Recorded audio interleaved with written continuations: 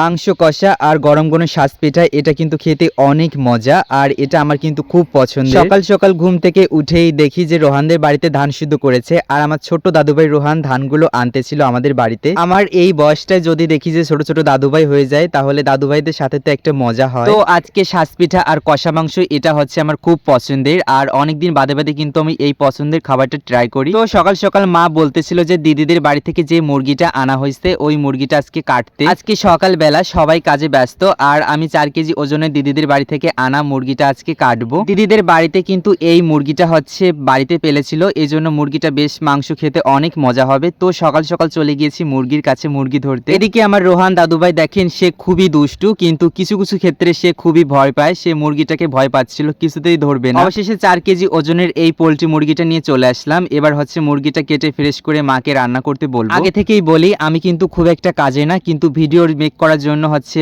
আমি বেশ একটা কাজের ব্যস্ততা দেখাই। তো মুরগি কেটে ফ্রেশ করে নিয়ে গেছি, মাকে দিয়েছি। এবার হচ্ছে আমার মা কষা কষা করে মাংস বানাবে আর শাঁস পিঠা। যেহেতু অনেকটা মাংস হয়েছিল 4 কেজির মতো, তো এত মাংস আমাদের পক্ষে খাওয়া সম্ভব না, অর্ধেকটা রান্না করেছিল। আর আমার পছন্দের লেগ পিস আর মেটোটা কিন্তু ছিল, এটা কিন্তু আমার খেতে খুব পছন্দের। কষা মাংস দেখে কিন্তু আমার জিভে জল চলে আসতেছে যে কখন খাইতে পারবো। অবশেষে দেখতে দেখতে কষা মাংস রেডি। শুধু কষা মাংস রেডি হলে হবে না, এদিকে শাঁস পিঠা বানাতে তো একটু টাইমের দরকার। অবশেষে আমার মা দেখেন শাঁস পিঠা বানিয়ে আমাকে দিচ্ছিল। এই শাঁস পিঠা আর গরম গরম কষা মাংস এটা আমার খুবই পছন্দের একটা খাবার। বাড়িতে কিন্তু চিকেন রান্না হলেই আমার জন্য কিন্তু শাঁস পিঠা অবশ্যই থাকবে। এদিকে আমার মা আমাকে বকা দিচ্ছিল যে এত শাঁস পিঠা না খেয়ে ভাত, গরম গরম ভাত দিয়ে হচ্ছে মাংস খেতে। তো আমি ভাত দিয়ে হচ্ছে মাংস ট্রাই করলাম। বাড়িতে অনেক ফসল আসছে আর এই ফসলের ভিতরে কিন্তু মাংস রান্না করতে একটু কষ্ট হয়। অবশেষে আমার মা দেখেন মাংস রান্না করে দিয়েছে আর আমি হচ্ছে খেয়ে নিলাম। আর বাড়িতে অনেক ফসল আসছিল আর আমার দিদি দেখেন ধান নাড়তেছিল। বাড়িতে ইদানিং ফসল আসছে যেমন, আর বাড়িতে ধানও সিদ্ধ করতেছিল। তো রোহানের ঠাম্মি আমার রাঙ্গাত দিয়ে হচ্ছে আজকে ধান সিদ্ধ করতেছিল। এই নিয়ে শেষ করলাম আজকের এই সুন্দর ভিডিওটা।